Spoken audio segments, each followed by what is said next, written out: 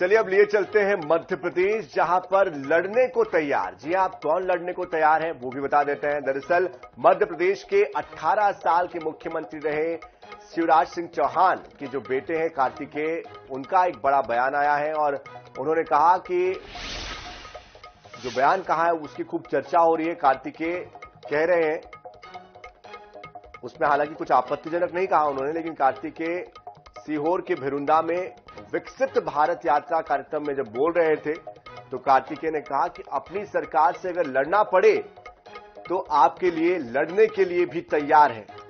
वादे निभाने के लिए किसी से भी लड़ सकता हूं। पिताजी के लिए वोट मांगने के लिए मैं यहां आया था। जाहिर है कि शिवराज सिंह जैसे नेता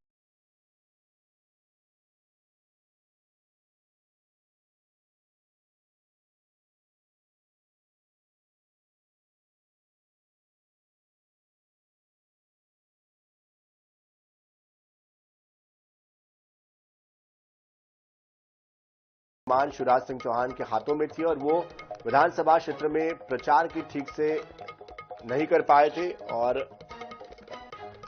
तब अपने ही क्षेत्र में वो प्रचार करने के लिए नहीं पहुंच पा रहे थे। हालांकि प्रदेश भर में जरूर उन्होंने प्रचार धूमधाम से किया, अलग अलग जगहों पे गए, 150 से ज्यादा रैलियां उन्होंने की, लेकिन अपने क्षेत्र में उतना प्रचार वो नहीं कर पाए थे। भव्य तरीके से उनकी रैलियां निकाली गई। अब उनके बेटे ने चुनाव क्षेत्र की जिम्मेदारी संभाली और इसीलिए वादे निभाने की जिम्मेदारी भी वो अपनी ही मान रहे हैं। भले ही उनके बयान को नाराज नेता के बयान के तौर पर भी लिया जा रहा है, लेकिन आखिर में वो ये भी कहते हैं कि सरकार भी तो अपनी ही है।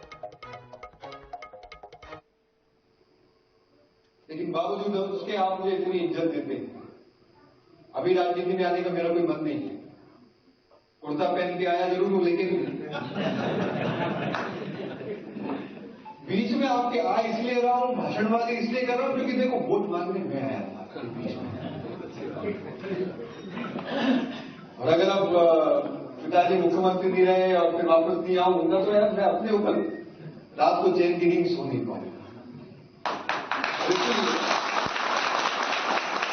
तो वोट मांगने में आया था। जब आप लोगों ने मुझ पर विश्वास, देखो वोट मांगे तो पिताजी भी नहीं आए, और जब सामने उस समय जब चुनाव में जब कोई व्यक्ति माइक लेकर खड़ा था आश्वासन, तो वो मैं था। और इसीलिए जब आपसे उस समय मैंने वादा किया था तो उस वादे को निभाने के लिए मैं वापस आया और वादे को निभाने के लिए किसी के हद तक जा सकता हूं। वैसे तो लड़ने की आवश्यकता नहीं पड़ेगी, अपनी सरकार है, लेकिन लड़ना पड़ा तो इस बात के लिए आप निश्चित करिए, अगर आपके लिए लड़ना पड़ा, अगर हक के लिए लड़ना पड़ा तो वैसी नौबत नहीं आएगी, लेकिन अगर नौबत आई तो उसके लिए भी कार्तिकेय तैयार है। को पूरी तरीके से एग्जॉस्ट करना और राज्य सरकार की योजनाओं का लाभ लेना, यही विकसित भारत संकल्प यात्रा का उद्देश्य है। और इसी के लिए मैं आज आप सबके बीच में आया हूं। मेरे छोटे भाई बहनों और मेरी सभी प्यारी बुआओं, मैं आप सबके, जो आप सबने चुनाव के समय में देखता था कि कई बार कि हमारे छोटे भाई बहन वोटर थोड़ी ना होते, लेकिन मैं जब भी बीच में आता था कार्तिकेय भैया जिंदाबाद, मामा जी जिंदाबाद, इतना प्यार दिया है छोटे भाइयों बहनों ने, इसकी मैं कल्पना नहीं कर सकता। मेरे नौजवान साथी उधर पीछे खड़े हैं। साथियों देखो, पहले अपना आयोजन के माध्यम से मैं आपसे जुड़ता था, मेरे खासकर युवा जो नौजवान साथी हैं। तो कार्तिकेय का जो बयान सामने आया, इस पर खूब चर्चा भी हो रही है और अब हमारे साथ कांग्रेस के प्रवक्ता डॉक्टर राम पांडे जुड़ चुके हैं। डॉक्टर राम पांडे, कार्तिकेय के इस बयान को आप कैसे देख रहे हैं? उन्होंने कहा कि अगर सरकार से लड़ना पड़े तो लड़ने के लिए भी तैयार हैं हम। ये कार्तिकेय कौन है? भारतीय जनता पार्टी में तो परिवारवाद नहीं है। न कार्तिकेय के पास कोई पद है, न विधायक है, न मंत्री है, न कुछ है। और भारतीय जनता पार्टी तो परिवारवाद का बहुत विरोध करती है। यदि हम कार्तिकेय के ऊपर बात कर रहे हैं तो ये तो भारतीय जनता पार्टी का दोगलापन है। और वैसे देखा जाए तो अमित शाह और मोदी जी जिसको एक बार ठिकाने लगा देते हैं वो दोबारा लाइन पर नहीं आता है। क्याड़माड़ी जी को एक बार ठिकाने लगा दिया, दोबारा लाइन पर आए। मुरली मनोहर जोशी दोबारा लाइन पर आए, अशोक सिंघल आए, उमा भारती आई।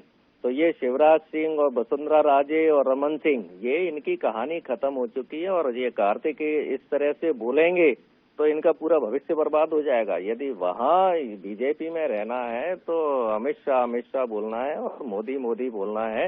इस तरह के बयान देने का मतलब ही है कि इनको भारतीय जनता पार्टी में आगे राजनीति नहीं करनी है। और भारतीय जनता पार्टी कह रही थी कि लाडली बहना से जीते हैं और अकाउंट में पैसे डाले हैं और शिवराज के कारण जीते हैं। 2 मिनट का समय नहीं लगा अमित शाह जी को, शिवराज जी को घर पर बिठा दिया। और फिर हम यदि कार्तिकेय पर बात कर रहे हैं तो ये मतलब देखा जाए तो बहुत ज्यादा गलत बात है।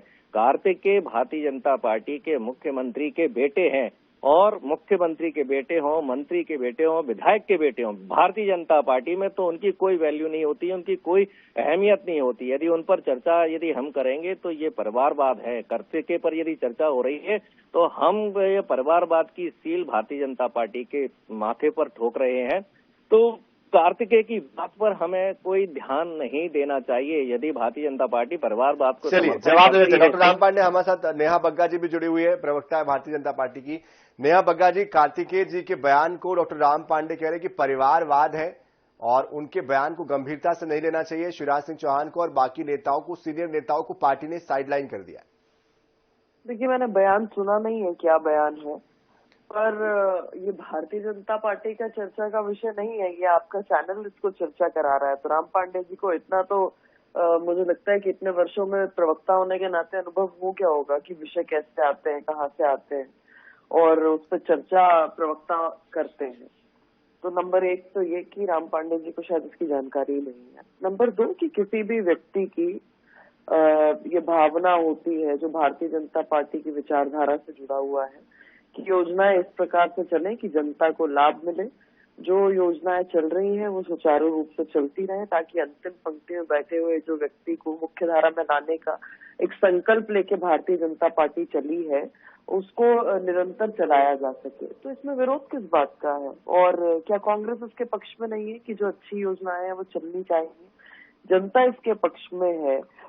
जो भारतीय जनता पार्टी की विचारधारा से सहमत है वो इसके पक्ष में है। तो फिर पेट में दर्द किसको हो रहा है?